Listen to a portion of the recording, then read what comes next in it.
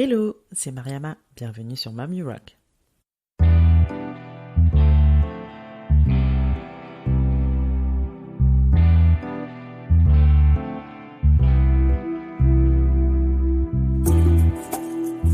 Mom You Rock est un podcast échange avec des femmes entrepreneurs et mamans. Ma volonté reste toujours la même, partir en quête d'inspiration et de motivation auprès de ces femmes qui nous partagent leur quotidien de slasheuse. Car oui, j'ai longtemps cru qu'être mère et chef d'entreprise pouvaient être incompatibles. La bonne nouvelle, c'est que j'avais archi faux et ces parcours ne le prouvent bien. Je suis moi-même aujourd'hui maman de 2 petits bouts et je vis une belle aventure entrepreneuriale. Ma mission ici est de vous inspirer à travers tous ces témoignages pour mener à bien vos projets et vous aider à croire en vos idées. Si vous souhaitez en savoir plus sur la naissance de ce podcast, je vous invite à écouter la bande-annonce de la saison 1. Maintenant, prenez place, c'est parti!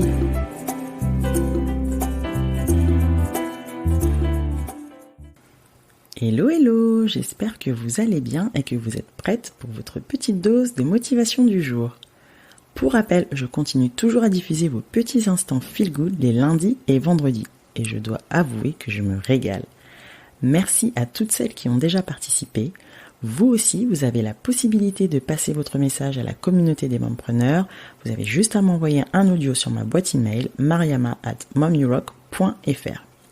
Allez, retour sur l'épisode du jour. J'ai eu le plaisir d'accueillir Émilie Zangarelli, photographe spécialisée en maternité et plus particulièrement en photographie aquatique. Oui, vous avez bien entendu. C'est d'ailleurs comme ça que je l'ai découverte sur Instagram à travers le sublime shooting de grossesse qu'elle a réalisé pour Léa Djadja de l'émission Incroyable Transformation sur M6. On a discuté de la manière dont elle a été amenée à réaliser ce rêve caché, entre guillemets, de devenir photographe alors qu'elle était encore enseignante. On a aussi parlé de la manière dont elle jonglait entre ces 2 activités et comment elle a failli frôler le burn-out, la difficulté pour certains photographes à facturer leurs prestations à leur juste valeur, et le syndrome de l'imposteur, comment son travail a été repéré par des influenceurs et a fait grimper sa notoriété, et bien sûr, elle va nous partager quelques tips pour vous booster. Nous avions exceptionnellement 2 guests dans cet épisode, Gaïa, sa dernière petite merveille de 2 mois que vous allez entendre gazouiller par moments, et mon petit Ellie qui a fait irruption en pleine interview. Les joies du télétravail, quoi. Merci encore à Émilie d'avoir accepté mon invitation. Sur ce, je vous laisse découvrir notre superbe échange. Bonne écoute. Bonjour Émilie. Bonjour. Émilie, merci d'avoir accepté mon invitation. Tu es photographe grossesse, donc spécialisée en shooting aquatique, n'est-ce pas? Exactement, merci pour l'invitation. Au plaisir. Tu dispenses aussi des formations et des stages photos, j'ai vu ça depuis quelques temps. Exactement, je suis photographe et formatrice pour les photographes. Ok, super. Donc, écoute, je propose que tu te présentes, que tu nous présentes tes enfants et puis que tu nous parles un peu de ton activité. Avec plaisir. Alors du coup, moi je suis photographe depuis 2013. J'ai une spécialité qui est vraiment la photographie de maternité. Donc je photographie les nouveau-nés, les futures mamans, donc les femmes enceintes, avec aussi une spécialité sur les photos de bébés de 6-12 mois jusqu'à 3-4 ans. Je photographie également les plus grands, mais c'est vraiment tout ce qui concerne la naissance, tout cet âge-là que j'apprécie le plus et voilà, là où on va dire, j'ai le plus de succès sur ce type d'image. Et voilà, j'aime aussi beaucoup les photos aquatiques, ce qui n'a rien à voir.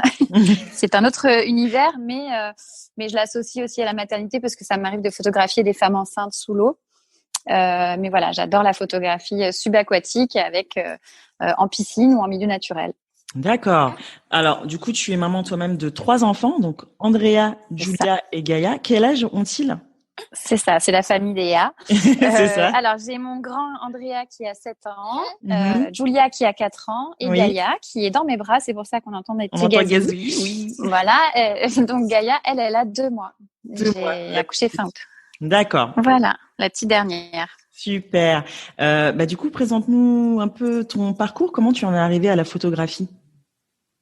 Alors, moi, à la base, après mon bac, etc., mes études, j'ai fait enseignante. Donc, j'étais professeure des écoles. J'ai enseigné en maternelle pendant 3 ans, ensuite en élémentaire pendant 3 ans. J'ai eu à peu près tous les niveaux, de la petite section au CM2 sur ces 6 années-là. Et je m'étais spécialisée après pour travailler avec des enfants porteurs de handicap cognitif. Donc, j'ai travaillé au collège pendant 3 ans dans un dispositif qui s'appelle Ulysse. Alors, c'est une unité localisée pour l'inclusion scolaire. J'avais en charge 13 élèves de la 6e à la 3e pour les inclure dans des classes de collège ordinaires et qu'ils soient au maximum mélangés avec les autres élèves. Voilà. Donc ça, c'était ma vie d'avant, pendant 10 ans à l'éducation nationale.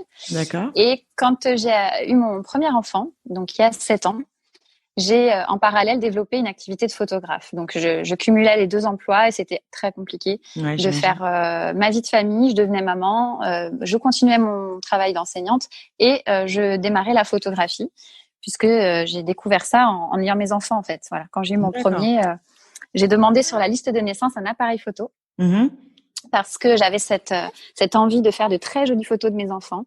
Je m'étais toujours dit, le jour où j'ai des enfants, j'achète un bel appareil et je ferai des belles photos. C'était mon idée. Mais en tant que maman, quoi. Ouais, en tant que maman, voilà, c'est ça. Ok. J'avais pas d'ambition du tout, d'imaginer que je pouvais devenir photographe ou quoi. Okay. D'accord. C'est venu un peu par hasard. avec mon fils. Voilà, j'ai fait les photos pour le faire part de mon fils.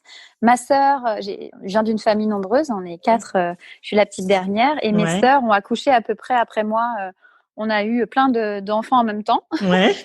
Donc, j'ai eu à faire aussi les photos des faire-part des cousins, cousines, parce que mes sœurs, elles avaient bien aimé mes photos. Et puis, petit à petit, les copines, les amis, elles sont sympas les photos. Est-ce que tu peux me faire des photos de mes enfants ? Et avec tout ça, je me suis dit, tiens, c'est un métier sympa, photographe. Pourquoi je n'essaierais pas de faire ça en plus de l'école ? Donc, j'ai créé mon entreprise. Mon fils est né en juillet et l'entreprise, je l'ai créée en novembre. Voilà, c'est fou.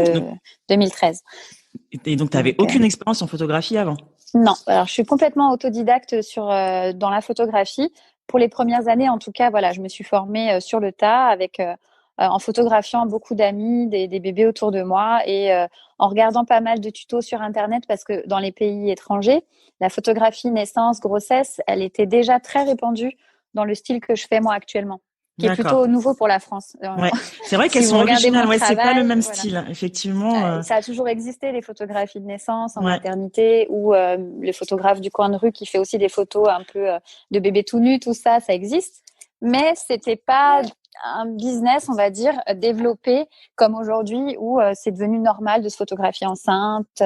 Et de photographier le nouveau-né avec une petite mise en scène, les petits accessoires. Voilà, tout ça, c'est nouveau en fait. Ça a commencé il y a plus ou moins 7-10 ans, quoi.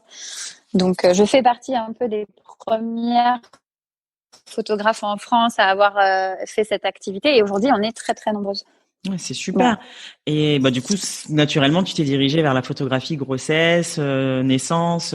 Exactement. Ça a commencé, si je prends le parcours, j'ai fait d'abord des photos de nouveau-nés exclusivement.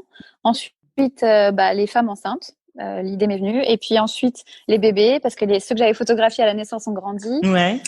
C'est vraiment, ça s'est fait étape par étape. Naissance, grossesse, bébé. Ensuite, l'aquatique, par contre, c'est arrivé tout de suite parce que j'ai eu une de mes premières clientes qui m'a proposé cette idée-là. Je lui avais dit, mais ce serait génial, c'est une bonne idée, on va essayer, alors que vraiment, ça n'existait pas, ça, par contre. Mais moi, c'est comme ça que je t'ai repéré, c'est fou, c'est original pour le coup. L'activité des photos sous l'eau, c'était vraiment pas du tout... Ah, attends, la petite, elle a touché le micro. Non, je t'entends, t'inquiète pas. Oui, je disais donc l'activité des photos aquatiques, c'est vraiment quelque chose que j'ai fait dès le début et qui a beaucoup plu. Voilà, c'est des images un peu waouh et originales. Donc ça, je l'ai développé. Tu l'as appris aussi sur le tas parce que c'est pas quelque chose que tu avais fait. Enfin, quand même, shooting aquatique, c'est spécial. Enfin, franchement, faut regarder les photos sur ton Instagram. Je mettrai le lien. Mais c'est juste magnifique. Ça demande quand même une certaine technicité. Comment Alors, je pense que pour les photos aquatiques, il y a vraiment, c'est très technique en effet. On peut pas se lancer comme ça. Et j'ai fait beaucoup d'essais-erreurs. C'est-à-dire qu'au début, mes premières images, elles sont loupées. J'ai pas eu du résultat tout de suite. Ça a mis beaucoup de temps, beaucoup d'investissement en termes de matériel parce que j'ai testé plein de choses. Et puis après, via Internet toujours, j'ai beaucoup posé des questions aussi à des photographes de requins, des choses comme ça, qui font des reportages animaliers en milieu sous-marin et tout. Voilà, donc j'ai fait ça comme démarche. Mais aujourd'hui, on a la chance d'avoir des formations qui existent. Vraiment, que ce soit pour la naissance, la grossesse, l'aquatique, il existe un catalogue de formateurs en France. Moi, je propose des formations, mais il n'y a pas que moi. Et si on veut apprendre à photographier des nouveau-nés, de la grossesse ou des photos sous l'eau, on peut trouver des formations en présentiel ou même en ligne pour apprendre à faire ça. Mais l'aquatique, c'est à part. Il faut quand même aussi des prédispositions, je dirais. Il faut aimer l'eau. Ça, c'est tout bête, mais j'ai déjà eu des stagiaires qui déjà n'étaient pas hyper à l'aise avec l'élément, quoi. C'est compliqué. Là, c'est l'élément de base, ouais. Voilà, ils aiment bien les images, mais après, c'est pas que le résultat. Il faut aimer se mettre dans l'eau. Des fois, l'eau est froide en milieu marin. Il y a toute une contrainte physique aussi, d'apnée. Donc tout ça, c'est à prendre en compte. Mais moi, c'est des éléments que je maîtrise bien depuis que je suis enfant. J'adore l'eau, donc c'était plutôt naturel, on va dire. Voilà. Et c'était quoi la réaction des gens quand ils ont vu pour la première fois? Parce que quand on a discuté la première fois, tu m'avais dit que c'était une cliente russe qui t'avait soumis cette idée-là. C'est ça. Exactement. Et bon, tu t'es pas rebuté, tu t'es dit ok, pourquoi pas, c'est bon parce que du coup ça t'a ouvert une nouvelle opportunité, un nouveau marché. Comment les gens ont réagi quand ils ont découvert ce shooting? Alors en fait, la cliente j'avais fait son shooting grossesse en studio et on avait fait aussi un shooting en extérieur.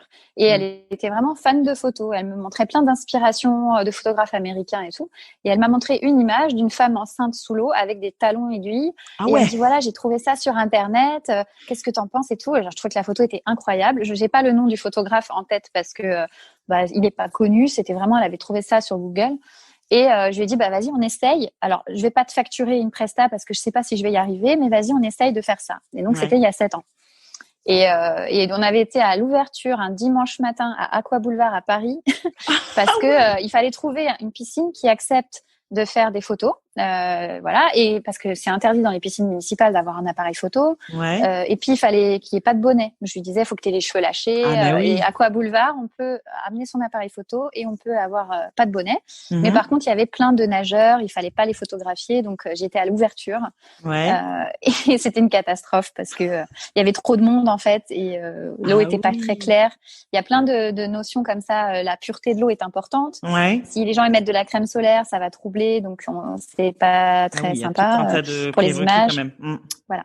Donc elle était partie dans son idée, je l'ai suivie dans son délire et puis ça m'a lancée après pour essayer de comprendre comment m'améliorer. Donc après, j'allais chez des particuliers dans leur piscine. Je disais aux gens, je vous fais les photos, mais il faut me trouver une piscine. C'est juste la seule condition. Voilà, c'était compliqué à ce niveau-là en étant sur Paris. Et puis aujourd'hui, j'ai des partenariats avec des propriétaires qui me privatisent leur piscine pour mes shootings. Et dans des cadres super luxueux, c'est hyper agréable de bosser dans ces conditions-là. J'ai beaucoup de chance. Ah oui, c'est ce que je me suis dit parce que du coup, pour ça, forcément, il te faut l'élément principal quand même, la piscine. Donc du coup, tu as des partenaires. Ok. Voilà, moi j'ai réussi à trouver des propriétaires, c'est souvent par relation, des amis ou quoi, qui ont parlé de mon travail. Et puis les gens ne sont pas forcément des personnes qui privatisent leur piscine, mais pour l'occasion, comme ils aiment bien ce style d'image, voilà, ils me font une location de leur bassin. D'accord, ok, super. Comment a réagi ton entourage quand tu as décidé de te lancer justement dans le monde de la photographie? Parce que ça a quand même rien à voir avec l'enseignement, donc comment Alors aujourd'hui, je commence par ça. Aujourd'hui, ils sont très.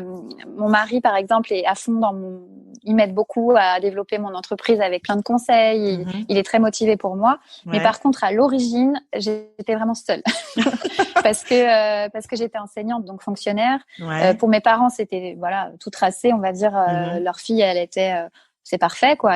T'es maman, t'es enseignante, tout va bien. C'est la vie rêvée pour une maman d'être professeur des écoles. On a les vacances. On a la sécurité, voilà. Et puis mon mari était de cet avis aussi. Et quand j'ai eu l'idée de faire la photo en parallèle, il y a eu plus de la moquerie que de l'encouragement, sincèrement. Et c'est pas méchant de leur part, mais c'était pourquoi toi, des photos, t'as jamais fait de photos, quoi. Donc parce que tu partais de d'où zéro. tu nous sors ça et pourtant, au fond de moi, voilà. Ça a choqué un peu. Mais au fond de moi, la photo, ça a toujours été quand même quelque chose que j'admirais, puisque après mon bac, je me rappelle m'être inscrite dans un forum à la Villette. Il y avait le forum de post-bac, quoi, où on pouvait aller voir les écoles pour trouver une vocation et je m'étais inscrite sur un truc d'école de photographie. Mais c'était hyper cher l'inscription. À l'année, ça devait être, je sais pas, entre 8 à 10 000 euros l'école pour se former. Et du coup, j'avais pas fait ça du tout.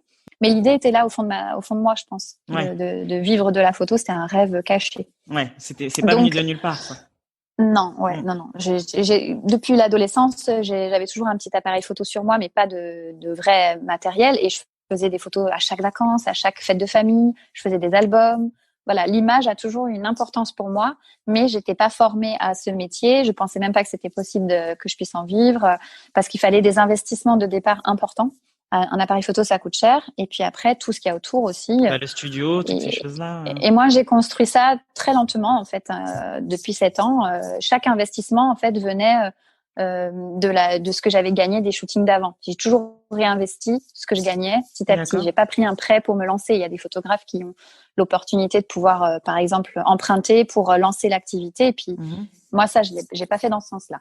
Ouais, parce que toi, tu avais déjà une activité à côté, en plus. T'étais toujours ce qui me permettait, voilà. Je travaillais en cumul et du coup, j'avais mon salaire d'enseignante pour ma vie, payer mon loyer, tout ça. Et tout ce que je rentrais dans la photo, je le réinvestissais pour développer mon entreprise, en fait. D'accord. Donc aujourd'hui, ton studio est chez toi. Donc oui, je suis en home studio. Ouais, c'est super. C'est un choix. Ouais. C'est vraiment un choix parce que ça correspond à qui je suis. C'est cohérent par rapport à ma personnalité d'accueillir les clients dans mon univers. C'est particulier parce qu'en France, c'est pas très répandu dans les mentalités. Ça pourrait être vu comme quelque chose de pas très professionnel d'accueillir dans son propre logement. Mais en fait, moi justement, je cherche à montrer qu'il y a un côté très qualitatif à cet accueil-là. C'est chez moi, mais c'est pensé pour accueillir les clients. J'ai vraiment des espaces dédiés.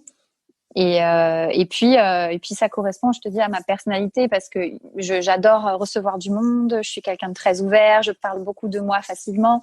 Je suis pas dans la pudeur, voilà. Et ce climat-là, il est favorable, je trouve, à la prise de vue avec des étrangers parce que les gens, quand ils viennent, je les connais pas. Et ça leur permet de se mettre un peu plus en confiance facilement et de rentrer dans leur intimité aussi parce que je leur pose des questions. Et c'est ce qui fait que l'image derrière, elle a une émotion parce qu'on est bien ensemble et qu'on arrive à faire ressortir le meilleur de chaque personne. Ah bah, carrément, parce que tu les photographies quand même à un moment très intime et personnel de leur vie, donc la grossesse, l'arrivée d'un nouveau-né. Donc effectivement, je trouve que le cadre il s'y prête vraiment pour le coup. Après, je critique pas du tout ceux qui ont des locaux parce que peut-être qu'un jour j'aurai un studio dédié en extérieur et tout, mais c'était aussi cohérent par rapport à ma vie de famille. Mes enfants actuellement sont petits, donc je gagne du temps. J'ai pas à me déplacer pour aller dans un local ou quoi, et du coup, je trouve ça confortable aussi pour moi d'être à la maison et d'avoir mon studio sur place. C'est aussi réfléchi comme ça par rapport à ma vie actuelle de jeune maman. Ouais, carrément. Et comment ça se passe du coup là avec le confinement? Est-ce que pour le moment, j'imagine que ton activité elle est à l'arrêt? Complètement, ouais. On est confinés. On fait partie des commerces non essentiels à la vie. Donc, tous les photographes français là sont dans une situation un peu compliquée parce qu'on n'a pas pu travailler au premier confinement, celui-ci non plus. Et moi, ça tombe, on va dire, plutôt bien par rapport au fait que je viens d'accoucher. Donc, c'était une période où de toute façon, j'avais pas prévu de travailler. Et j'en profite pour développer mes projets personnels, faire mes projets créatifs. Je passe mon temps là à m'occuper l'esprit, à avoir des idées pour l'avenir. Donc, ça te permet d'avancer sur d'autres projets. C'est ça, voilà. Et puis j'ai encore des photos, par exemple, dans mon ordi. Quand on est photographe, c'est hyper chronophage la retouche. Donc j'ai toujours sur chaque shooting des photos qui sont non traitées parce que elles étaient dans la série moins intéressantes que les autres. Bah du coup je les récupère et puis je retraite ces photos-là. Ouais, voilà. Tu vois, on n'a pas le temps de s'ennuyer, quoi. Non, jamais. C'est vraiment un métier très chronophage la photographie. Donc, moi, je suis un peu lente en plus dans la retouche. Je suis méticuleuse. Et je réfléchis beaucoup. Alors, ça peut être une qualité pour les images, mais c'est aussi un gros défaut pour l'entreprise parce que en termes de rentabilité, je passe beaucoup de temps. Ouais, c'est ça. Du coup, tu es toute seule, tu te fais pas aider sur cette partie-là, t'as pas délégué? Alors, non, pour la retouche, si j'ai des retouches très compliquées à faire, je peux déléguer la retouche à une retoucheuse. Ça m'est déjà arrivé. Mais par contre, j'ai une assistante qui est aussi plutôt ma collaboratrice, on va dire, pour tout ce qui est relations clients, donc les mails, les coups de fil, etc. J'ai mis ça en place depuis janvier 2020. Ouais. Elle s'appelle Anna et c'est une amie qui maintenant donc travaille pour moi et qui s'occupe de toute cette partie gestion clientèle. Ok. Et pendant le shooting aussi, elle m'assiste, elle m'aide à installer, désinstaller. Elle fait aussi le maquillage parce qu'elle a une formation de maquilleuse. Ah, super. Donc j'ai réussi à trouver la bonne personne qui peut, voilà, on travaille à deux. Et c'est un vrai confort en tant que vie de maman. Ouais, c'est sûr. J'ai Ça te décharge. voilà, je fais mes shootings, la prise de vue, je fais mes retouches et le reste, je lui confie. Ok. Donc Ouais. voilà. Ça te fait gagner un temps fou pour le coup. Donc ça c'est bien. Bah c'est l'idée. Après c'est tout nouveau parce qu'il y a eu le Covid qui a tout cassé notre élan en début d'année et donc on a mis du temps. Après j'ai accouché en août et puis là voilà je travaille pas parce que j'ai mon bébé. Donc du coup on est en rodage on va dire. Mais c'est ma solution pour me dégager du temps en famille et continuer à faire autant de shooting. Du coup, tu dispenses quand même tes formations en ligne et tes stages photo ou ça aussi tu l'as mis en suspens? Alors, voilà, pour les formations, non, pendant le premier confinement, j'ai pu faire des formations en ligne. J'avais des stages qui étaient prévus qu'on a dû reporter à l'année suivante. Et du coup, j'ai créé des formations en ligne pendant ce premier confinement. Et là, du coup, comme ça a très marché, il y a une vraie demande aujourd'hui des photographes en France pour se former. Et du coup, je reproduis et il y a des formations qui sont prévues bientôt. Et les formations présentielles sont reportées au début d'année 2021 et seront maintenues puisqu'on a le droit d'accueillir moins de 10 personnes et j'accueille 6 personnes à la fois. Okay. Donc, j'ai 6 stagiaires, j'ai moi et ma collaboratrice, et puis le modèle photo, on arrive à 10 pile poil. Ok, bah, c'est parfait. Voilà. En respectant un protocole. Ouais, oui. Tout ce qu'il faut. Toutes les règles sanitaires. La température à l'entrée. Voilà. Ah ouais, oui, voilà. Bah, pour la sécurité. Tout est cadré, là. Bah, c'est vrai qu'on travaille avec des femmes enceintes et nouveau-nés. Donc, même si aujourd'hui, on est rassuré parce qu'on sait qu'il n'y a pas de danger spécifique pour les bébés, etc., malgré tout, soyons prudents. Je prends le maximum de sécurité. Voilà. Tout le monde aura son masque. Okay. Mais la formation fait partie de mon entreprise aujourd'hui. 50% de mon travail, c'est d'être formatrice. Donc, ça a pris une grande place. Ok, super. Et je pense que c'est aussi du fait d'avoir été enseignante dans le passé, j'ai retrouvé avec la formation de photographe un peu mon premier métier, quoi. La pédagogie, j'aime beaucoup expliquer les choses. Je suis très bavarde. Et du coup, la formation, ça m'éclate vraiment. Je suis vraiment à l'aise par rapport à ça et j'aime beaucoup partager. Même si moi, j'ai pas eu trop de formation pour moi au départ, je suis autodidacte. J'aime bien apte, on va dire, à apprendre par soi-même. C'est très personnel. Ça dépend du caractère. J'ai toujours été comme ça à l'école. Je faisais plus par moi-même. Et d'autres ont besoin, au contraire, d'avoir quelqu'un qui leur montre et pour avancer plus vite. Donc, voilà. C'est super parce que du coup, tu te sers quand même de ton ancienne expérience d'enseignante te sert quand même aujourd'hui. Justement. Alors la pédagogie, c'est vrai qu'il faut s'adapter à chaque profil, à chaque élève, on va dire. Là, c'est plus des stagiaires que des élèves, mais j'aime bien moi ce côté-là, essayer de m'adapter au niveau de chacun, sachant que dans mes formations, ça peut être des photographes débutants ou des photographes qui ont 20 ans de carrière et qui veulent juste soit un peu commencer cette branche-là parce qu'ils n'ont peut-être jamais fait de grossesse et de naissance et qui veulent s'y mettre, ou alors voir mon style. Il y a aussi des gens qui font déjà un travail super, qui ont un portefeuille client et tout, mais qui veulent voir, qui sont curieux. Et puis d'autres, voilà, qui veulent se lancer un peu des défis, être un peu plus créatif. Et des fois, ça fait du bien de voir ce qui se passe ailleurs. Ouais, mais c'est super. Voilà. Quel a été ton plus grand challenge au moment où tu t'es lancée dans la photographie? Mon plus grand challenge, clairement, je sais pas si ça répond à ta question, mais ça a été de faire les deux, c'est-à-dire vie de famille et vie professionnelle. Parce que quand j'étais enseignante, je faisais bien la distinction entre les deux. Quand j'étais à l'école, je travaillais. À la maison, je pouvais préparer des choses, mais ça me prenait pas tout mon temps. Alors que là, la photographie, on va dire que ça s'arrête jamais. En tant qu'auto-entrepreneur, micro-entreprise au départ et tout, tu es ton propre patron. Donc, en fait, il n'y a pas de cadre vraiment. Et du coup, je n'arrêtais jamais, quoi. Dès que le petit était couché, hop, j'allais allumer mon ordi. Et ça a été un vrai défi de réussir à me dire stop. Voilà, consacre du temps à ta vie de famille. Ne te fais pas bouffer par ça. Et c'est encore aujourd'hui ce sur quoi je travaille le plus. C'est de pouvoir compartimenter, quoi. C'est ça, voilà. Ouais. C'est en tant que maman, c'est difficile. On veut le mieux pour nos enfants et en même temps, en tant que femme, j'ai aussi envie de développer mon entreprise, de pas sacrifier tout ça. Donc, Ouais. de trouver le juste équilibre entre vie de famille, vie professionnelle. Voilà. C'est pas évident.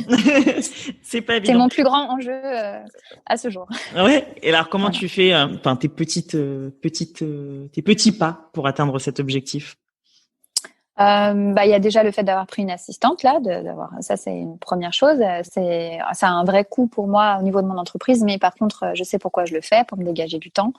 Après quoi d'autre après j'ai des outils aujourd'hui de gestion client. J'ai des logiciels. Je sais pas si ça t'intéresse, mais voilà, je travaille avec un logiciel qui s'appelle Photo Studio, qui est une plateforme qui me facilite énormément la vie, que je conseille à tous les photographes s'il y en a qui nous écoutent. Ouais.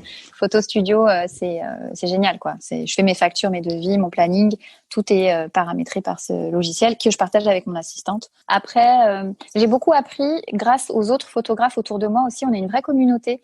J'ai plein d'amis photographes, des nanas qui sont pas très loin géographiquement, qui ont des studios aussi, et on s'entraide énormément, surtout avec cette crise. Ouais. Là, on a créé des groupes WhatsApp, on échange beaucoup. Il n'y a pas de Moi, je suis un peu dans le monde des bisounours, c'est vrai, mais je vois pas de concurrence entre professionnels. Au contraire, si j'ai plus de place parce que j'ai déjà trop de séances ce mois-ci, je vais envoyer vers des confrères plutôt que de dire aux gens non, désolé, je peux pas. Je leur envoie la liste de mes amis qui, je sais, font un travail propre et du coup, je vais conseiller. Et ça, c'est une force en fait d'être. Il y a la devise, tu sais. Seul, on va plus vite. Ensemble, on va plus loin. Mais carrément. Voilà. Et ben ça me parle énormément. C'est quelque chose qui tourne beaucoup sur les réseaux, mais ça me plaît vraiment cette devise-là parce que c'est vrai. Voilà. Donc ça m'aide beaucoup la communauté, les échanges avec les autres. Vous êtes une communauté soudée pour le coup. Ouais. Moi, j'ai été, grâce à aussi une plateforme de e-learning qui s'appelle Ampara.fr. Ampara, c'est des Niçois qui ont créé ça tout seuls. Ampara, ça veut dire apprendre en niçois. D'accord. Et en fait, ils m'ont contacté en 2018 pour faire une formation pour eux en ligne. Et j'ai créé pour eux la formation sur la photo de bébé. Donc les bébés 6-12 mois en studio et ils m'ont filmé en train de travailler et après j'ai fait une petite formation en live où j'expliquais voilà comment devenir photographe, comment faire ses tarifs, tout ça. Et eux ont aussi une très grosse communauté de photographes et m'ont fait connaître beaucoup pour la formation. Et du coup, il y a vraiment dans le monde de la photographie une vraie émulation collective. De partage, de connaissances et tout. Et ça, c'est beau parce que voilà, c'est nouveau. Après, il y a des photographes qui vont te dire l'inverse, qui vont te dire ouais, mais ma concurrente juste à côté, elle a fait ça juste après moi, elle a changé ses tarifs, elle est 10 € de moins cher. J'observe des comportements, on va dire plutôt négatifs, mais justement, je m'entoure pas de ces gens-là. Oui, c'est ce que j'allais dire, parce que toi, tu t'entoures des bonnes personnes aussi. Oui. Et voilà, je suis dans une dynamique de positive attitude. Je cherche à essayer de montrer ça et du coup de m'entourer de bonnes personnes. Tu attires les personnes. C'est important, je pense. Oui. Ouais, c'est ça. C'est ça. Et en formation, souvent, je le dis aux stagiaires, on a un bon groupe, mais c'est parce que voilà, c'est aussi calculé quelque part d'avoir des gens qui te ressemblent autour de toi. Oui, carrément. Et c'est ce qui fait la réussite, quelque part. Voilà, d'être positif et malgré les événements actuels, de continuer à chercher des solutions, à avancer. Voilà. Notre profession, elle souffre beaucoup du Covid. Ouais. Voilà. Et malgré tout, on va résister, on va sortir plus fort. C'est ça. Il faut se réinventer, c'est ça, se réinventer et puis essayer de trouver d'autres opportunités. C'est surtout ça. Comment tu organises tes journées en tant qu'entrepreneur et maman? Alors, l'organisation, moi, elle est très simple. C'est-à-dire que j'ai les grands qui vont à l'école. Donc, mon grand, il est en CE1. Ma fille, elle est en moyenne section. Donc, je les dépose à l'école le matin à 8h30 et ma journée, elle démarre quand je reviens à la maison. Donc, entre 9h et 16h, je fais mon activité lundi, mardi, jeudi, vendredi. Et le reste du temps, je suis maman. Non, c'est vraiment ça. Je m'occupe d'eux quand ils sont. Je m'occupe d'eux. Je fais de la photographie, je m'occupe de mes clients, tout ça pendant que les enfants sont à l'école. D'accord. Après, ça peut m'arriver exceptionnellement de travailler les week-ends, quand il y a des événements, d'aller sur des salons, des choses comme ça. Mais dans l'idée, le schéma de départ qui est prévu, c'est vraiment d'avoir ce temps-là qui est court en fait. C'est comme un mi-temps, on va dire. Parce que 9h-16h, 4 fois dans la semaine, c'est pas énorme. Donc, il faut que je sois efficace. Il faut que, voilà, c'est pour ça que je peux pas prendre 15 000 clients dans le mois, que je suis obligée de faire des refus, de dire aux gens, désolé, j'ai plus de place. parce que je veux pas me retrouver dans la situation où je ne vois pas mes enfants. Ouais. Non, c'est pas possible. Oui, et puis si tu as choisi cette activité-là, c'est aussi quelque part pour pouvoir avoir un peu plus de temps Ouais, libre, quand entre j'ai guillemets, décidé pouvoir le gérer. de switcher entre enseignante et photographe, mon idée c'était de me dire je veux pas gagner moins d'argent et travailler plus. Je veux soit travailler pareil mais ou moins mais pas plus. Et je veux pas voilà me rémunérer rien du tout parce que c'est une profession, on le sait peu, mais il y a beaucoup de passionnés, beaucoup d'amateurs et du coup la photographie, il y a beaucoup qui en font mais qui n'en vivent pas. Qui se dégagent pas de salaire. Et c'est la grosse erreur de cette profession, c'est d'avoir beaucoup de gens qui travaillent dur, ils font vraiment beaucoup de shooting et ils se rémunèrent vraiment pas. C'est ce que les gens leur payent, ça leur permet de s'acheter leur matériel, leurs frais, mais ils gagnent rien là-dessus. Et quand je fais des formations, c'est hallucinant de voir, je leur dis à toutes, on fait aussi du marketing, je prends pas que l'aspect technique. On parle beaucoup du marketing et je leur demande leurs tarifs et ce qu'elles ont dégagé comme salaire. Et la plupart me disent, ah, mais non, mais moi, j'ai une activité à côté. Et c'est vrai que je me rémunère pas. Et pourtant, elles font des belles photos, voilà. Et c'est un peu en France compliqué, les tarifs. Les gens ont peur d'afficher un tarif cohérent, quoi. Et du coup, ça souffre un peu de ça au niveau, en France, de la profession de photographe. Et ça, c'est quelque chose que que tu mets en avant dans ta formation aussi. Tu essaies de. Oui, clairement, de se fixer des objectifs, voilà, parce que les gens s'épuisent. Les photographes, c'est un métier qui fait rêver les Français. C'est je crois, le métier le plus rêvé, qui fait, voilà, qui donne envie aux gens. Tous les ans, il y a des nouveaux photographes, des auto-entrepreneurs. C'est facile de créer un statut. Et en général, la durée de vie, c'est 2 ans. Au bout de 2 ans, les gens, finalement, ça me rapporte rien, donc j'arrête. Mais la difficulté, c'est en fait au départ d'avoir un tarif qui est calculé avec, j'ai passé tant de temps devant l'ordi, j'ai acheté tel matériel et tout ça, je le calcule et je me rémunère avec ce calcul. Et ça, c'est un calcul que beaucoup ne font pas. C'est ce que parce que c'est une passion. C'est une passion et puis surtout, c'est notre posture d'être entrepreneur. Donc, c'est-à-dire que c'est beau de vouloir vivre de sa passion, mais derrière aussi, il faut avoir un peu le mindset business et te dire, ok, bon j'investis tant en matériel, en termes de temps, je vais passer tant de temps sur tel shooting, etc., et de facturer tout ça. Donc, c'est vrai que c'est pas évident. Donc, il y a besoin d'avoir. Et souvent, les photographes ont peur d'annoncer un tarif en disant ouais, mais j'assume pas ce tarif-là, etc. Et je leur dis c'est parce que t'as pas fait ton calcul. Mais une fois que tu auras calculé réellement ce que ça t'a coûté et ce que toi tu te dégages, tu vas comprendre que en fait le tarif il est justifié et que voilà, moi aujourd'hui je suis dans du haut de gamme par rapport à mes concurrents. Je me suis positionnée sur un shooting où on prend le temps, c'est pas timé. J'ai du prêt de tenue, mes tenues, il peut y avoir des robes à 800 € la robe. Donc voilà, tout ça j'ai calculé, c'est des investissements. Donc ce qui fait que derrière il y a un tarif qui est plus élevé que la plupart peut-être, mais je suis très à l'aise quand j'annonce mes tarifs en disant je sais pourquoi c'est ce prix-là et moi je suis pas milliardaire aujourd'hui, je me rémunère, mais voilà, j'ai calculé, il y a ce côté entrepreneuriat qui est important. Et mon mari m'a beaucoup aidé pour ça parce que lui il a les pieds sur terre et justement il me disait mais t'as vu le temps que tu passes, réfléchis. Et dès le départ j'ai eu cette réflexion là grâce à lui, de me dire non je vais pas me faire avoir en fait. Voilà.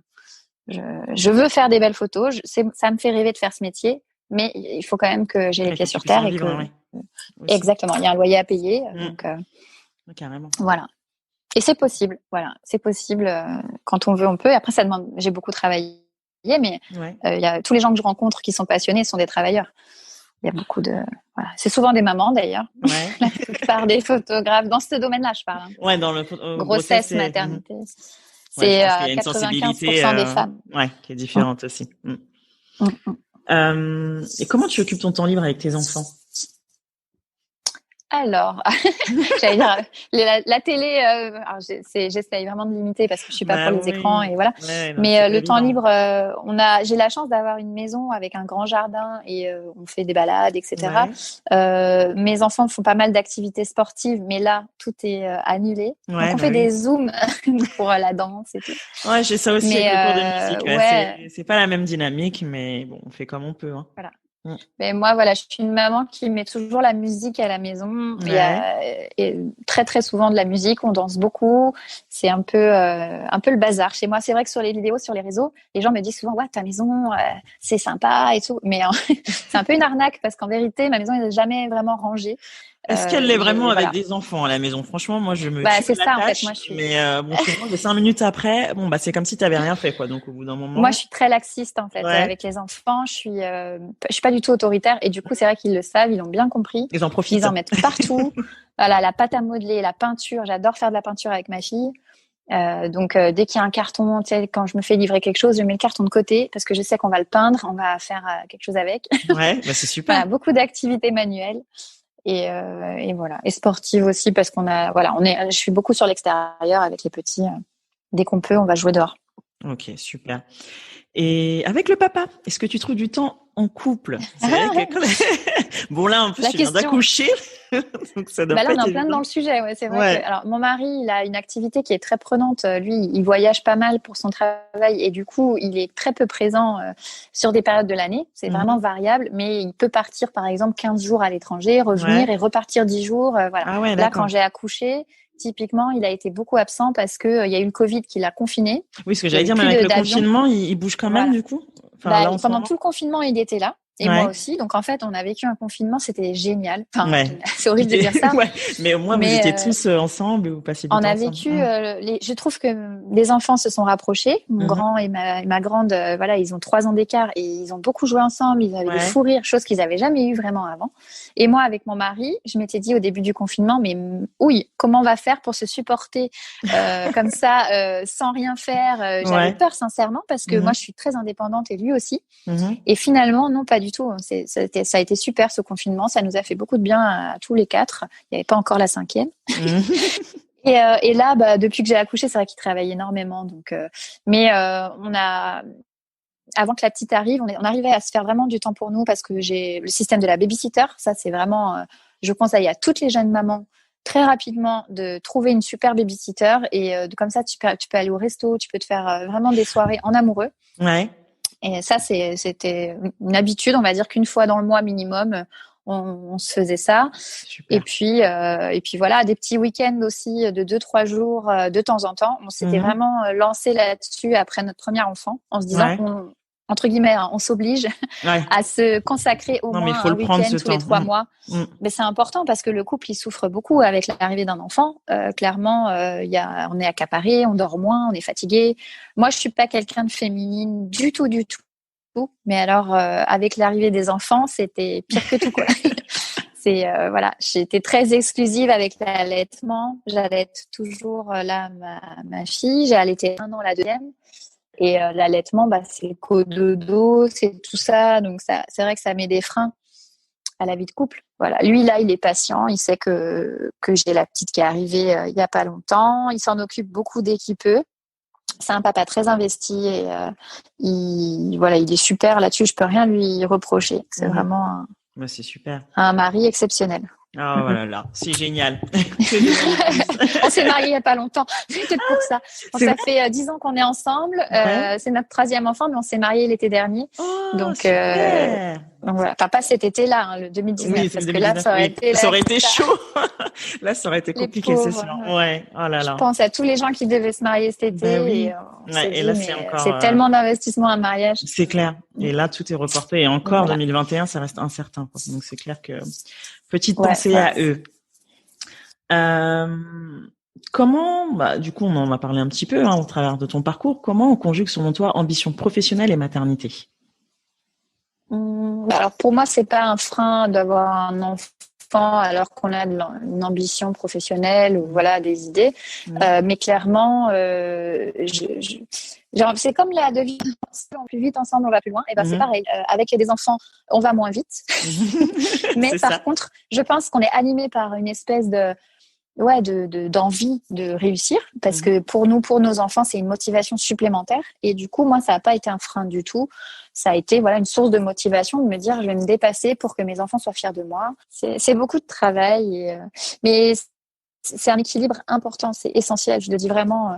Moi Mmh. j'ai failli à un moment donné avant d'avoir ma deuxième fille ma première fille, avant mon deuxième enfant, j'ai failli faire un gros burn-out, quoi, en me disant, c'est là où j'ai passé le cap d'arrêter l'école et d'être à 100% dans la photo.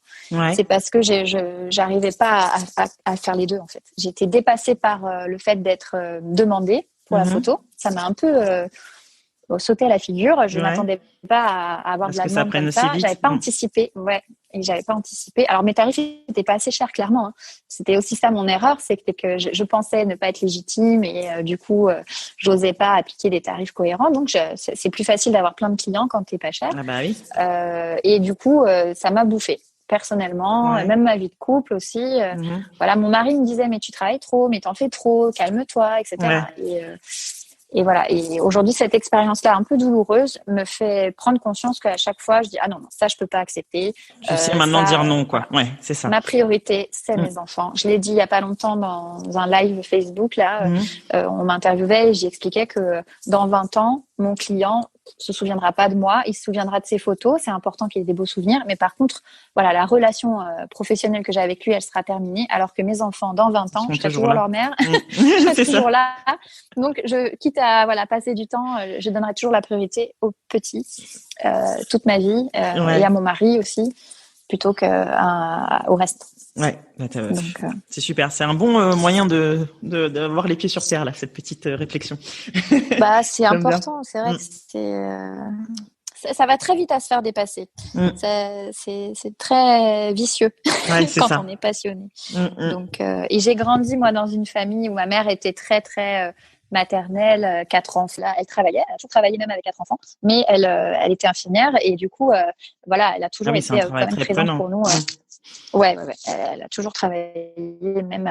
Moi, je suis la 4e. Elle s'était mise à mi-temps quand je suis née, jusqu'à mi-temps d'enfant. Mais en étant à mi-temps infirmière avec 4 enfants.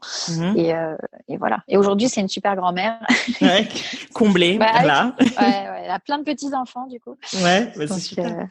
Parce que vous avez combien de... Donc, t'as 3 grandes sœurs, c'est ça? J'ai 2 grandes sœurs et un grand frère. Moi, je suis la petite dernière. Et chacun, ils ont 2 enfants. Donc, moi, j'en ai 3. Ouais. Donc, voilà. Ah bah oui, mamie, elle est bien gâtée, là. 9 petits-enfants. C'est ça. Top. J'aimerais revenir sur ton travail du coup de photographe. Tes derniers shootings là que tu partageais, il y a notamment Léa Djadja de Incroyable Transformation. Les photos sont juste magnifiques. Comment tu as pu être repérée par il y a d'autres influenceuses que j'ai vues, il y a Rim par exemple aussi, je crois que c'est de la Villa des Cœurs Brisés. Ouais. Comment tu as pu être repérée justement par ces personnes-là et qui justement t'ont confié justement leur shooting grossesse? Eh ben écoute, pour Léa, c'est elle qui m'a contactée via Instagram. Elle avait vu mon travail sur Insta en fait. Tu sais, dans les suggestions en fait, j'ai certaines photos qui sont likées et du coup elle m'a découvert comme ça. Et elle m'a contactée pour me demander si on pouvait faire un shooting ensemble aquatique.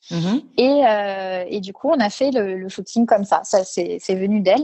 Donc j'étais hyper flattée parce que c'est vrai que déjà je regarde une belle reconnaissance. Voilà, donc je la connaissais. Son mari aussi, je connaissais son travail. Voilà, c'est la femme du chanteur Black M. Et après, pour Rim, c'est l'émission de télévision qui passe sur TFX. Maman Célèbre qui m'a contactée pour me proposer de faire les photos naissance de leur fille. Parce que j'avais fait les photos de Kelly. Kelly, elle fait aussi partie de cette émission de télé. Kelly Ellard, qui est enceinte. Et du coup, elle m'a contactée, elle, directement, en me disant, voilà, je voudrais faire un shooting aquatique. Donc, c'est une cliente, en fait, Kelly. Et comme j'ai fait ces photos-là, l'émission a découvert mon travail et m'a proposé de faire les photos pour Rim et Vincent. Super. Et j'étais hyper flattée aussi parce que ils ont une très belle notoriété. En plus, ce sont vraiment Kelly et son mari, ils sont adorables. Rim et Vincent, c'est pareil. Enfin, j'ai rencontré vraiment des personnes que je connaissais pas et qui sont hyper sympathiques. Et tu comprends pourquoi ils ont ce succès en fait. Voilà, parce que c'est des gens qui sont hyper bienveillants. Et puis, je pense qu'ils aimaient vraiment mon travail aussi. Donc, voilà. Mais c'est une belle reconnaissance, c'est sûr. Mais je ne vais pas forcément les chercher, en fait. Les gens, ils sont venus à moi. Et non, parce que moi, dans mon quotidien, j'ai beaucoup de choses à faire. Et j'ai pas tu prospectes plus, du coup, aujourd'hui? Ou c'est de la recommandation, surtout? Après, je prospecte pas, mais c'est vrai que je suis très active sur les réseaux et que je montre beaucoup mon travail. Donc, si tu montres ce que tu fais, ça attire les gens. Et je relâche pas, même si j'ai suffisamment de demandes aujourd'hui pour mon planning. On va dire que là, il est complet pour le début d'année 2021 déjà. Mais malgré tout, je continue de communiquer parce que je me dis, ça me plaît déjà. J'adore ces outils-là, des réseaux sociaux. Naturellement, même sur ma vie perso, j'ai un compte Insta perso et je publie quotidiennement, alors que mon but n'est pas de faire grandir cette communauté-là, je m'en fiche Tu es complètement. dans le partage. Mais c'est un plaisir de montrer et une fierté. Et puis, je fais mes petits albums photos de mes enfants via ce compte Insta. C'est super. Il y a une application où tu te connectes à ton compte Insta et ça te crée un album photo en 2 secondes. D'accord. Et comme je suis très smartphone par rapport à mon quotidien, mes enfants, je les photographie au quotidien avec le téléphone. C'est pratique. Ils ont chacun leur petit album de leur naissance à leur 1 an, de leur 1 an à leur 2 ans. Tu vois, chaque année, je fais un album avec ces photos téléphone.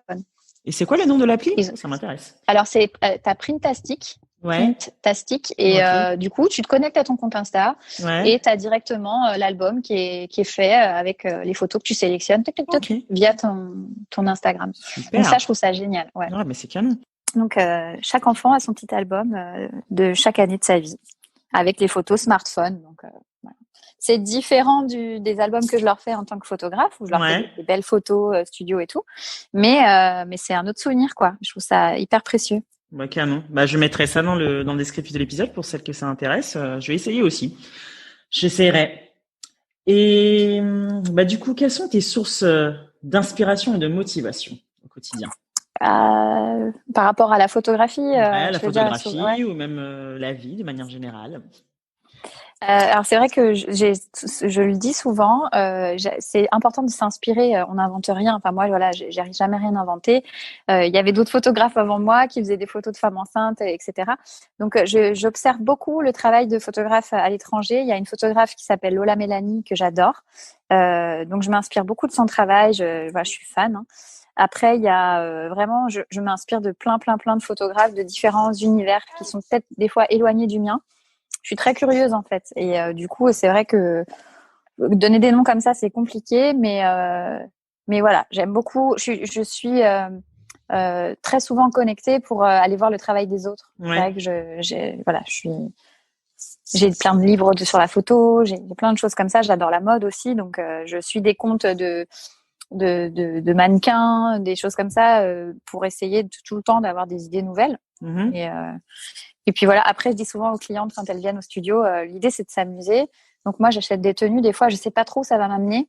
Mais et c'est ce que j'ai aimé notamment dans le shooting de Léa, on en parlait tout à l'heure. Elle est arrivée avec plein d'idées en tête, des choses nouvelles que j'avais pas l'habitude d'utiliser, par exemple des petites lumières pour faire des décors et tout. Et voilà, je suis toujours partante pour faire des nouveautés. Sortir de ma zone de confort. Voilà. Ça me définit quand même beaucoup parce que j'ai un style photographique. Je pense qu'on arrive à reconnaître un petit peu mes images, mais ça m'empêche pas de m'amuser à faire des choses différentes. Et je peux aussi aller, par exemple, faire des photos qui n'ont rien à voir avec la maternité. Je fais aussi des photos. J'ai fait des photos de voitures. Ah ouais. Dans un autre un monde, circuit, dans un tout autre univers. Et on m'a proposé. Ils avaient des besoins, c'est par des relations que j'avais, et j'ai dit écoute, oui, je sais faire des photos, j'ai un appareil et tout. J'ai jamais fait dans ce monde-là, je vais tenter, et ça m'a beaucoup plu. Après, c'est pas mon quotidien, mais voilà, je suis très ouverte à faire des choses nouvelles. Je suis curieuse en fait. Super. Je pense que c'est important dans ce métier justement de chercher de l'inspiration un petit peu partout aussi. Alors faut faire gaffe des fois à pas s'y perdre parce que j'ai tendance comme ça à toucher à tout, mais des fois à un petit peu être débordée du fait d'accepter plusieurs projets. Pardon, non, t'inquiète. Mais donc voilà, c'est peut-être aussi quand j'ai fait les photos sous l'eau, tu vois, c'était un projet, j'aurais pu dire non, je sais pas faire, je vais pas y aller. Finalement, voilà, ça m'a amené derrière une activité que j'adore. Et parce que j'ai eu entre guillemets l'audace de me dire oui, je peux essayer. On n'a rien à perdre. Bah oui, carrément. Qu'est-ce qu'il y a, Ellie ? Bon, voilà, moi j'ai mon grand qui vient. Qu'est-ce qu'il y a, Boubou ? Viens. Tu veux faire partie de l'interview aussi ? Génial.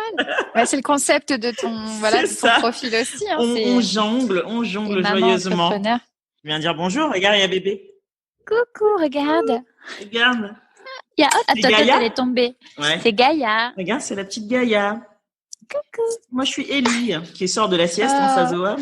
Elle a fait un gros dodo et maman, elle travaille encore à bébé. Mais oui, j'ai presque fini, bébé. J'ai presque fini, d'accord ? Tu vois, quand j'ai fait l'émission TFX là pour Kelly et Lard à la piscine, justement, j'avais ma fille qui était toute petite et la production, je leur ai dit, voilà, j'ai ma fille, je l'allaite, donc elle prend pas de biberon.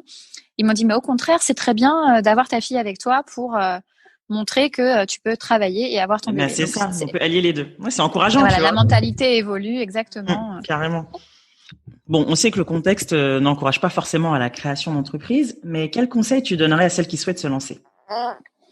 Le premier conseil, ce serait de... alors attends, je réfléchis, que je dise pas. Conseil qui démarre de... Je sais pas quoi te dire. Non, mais pour donner un bon conseil, parce que des conseils, il y en a plein, mais un conseil intelligent, je veux dire, pour pas se planter et tout, c'est de donner tout de suite de la valeur à son travail. Parce qu'on a tendance, en tout cas dans la photographie, à pas se sentir légitime en disant peut-être j'ai pas fait d'école, peut-être d'autres ont des photos plus jolies que les miennes, etc. Et du coup ça fait un manque de confiance en soi qui fait que on se dévalorise facilement et que on fait l'erreur de travailler pour rien. Ouais. Et ça faut rapidement en avoir conscience en ayant des tarifs cohérents et calculés, parce que c'est difficile de remonter après une fois que tu démarres dans une activité avec des tarifs bas, et comment tu expliques le changement de prix, tout ça c'est des choses à bien avoir en tête. D'accord, ok, voilà. Super. Pas travailler gratuitement en fait. Ok, ne pas se sous-estimer. Exactement. Voilà. Et le travail, il a la valeur qu'on lui donne en fait. Donc ok. Voilà. Dernière question. C'est quoi ta représentation d'une maman qui déchire? Maman qui déchire. Ouais. C'est une maman qui s'éclate dans son travail et dans sa vie perso, et qui du coup ça va se refléter sur ses enfants, parce que les enfants, ce qu'ils veulent, c'est voir leur maman heureuse en fait. Donc c'est vrai que ne pas tout sacrifier pour ses enfants, avoir bien en tête que c'est le plus important dans la vie, c'est la famille et tout, mais malgré tout voilà, de s'éclater. Une maman qui déchire, pour moi, c'est une maman qui vraiment fait ce qu'elle aime. Donc, voilà. Et c'est pas toujours simple de se consacrer du temps.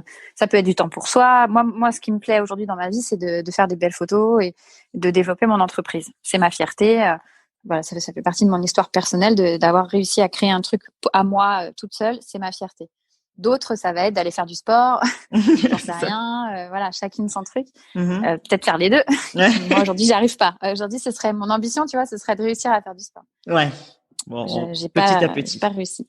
Bah, attends, voilà, en même temps, t'as un petit bébé, faire. Hein, oui, là, t'as un petit bébé de 2 mois, donc ça, oui, faut le temps de reprendre un rythme. Ça me fait juste penser à ta question précédente où tu disais le meilleur conseil, aussi peut-être quelque chose d'important, de ne pas se comparer tout le temps aux autres. Ouais. Parce qu'on ne sait pas ce qui se passe réellement chez les autres.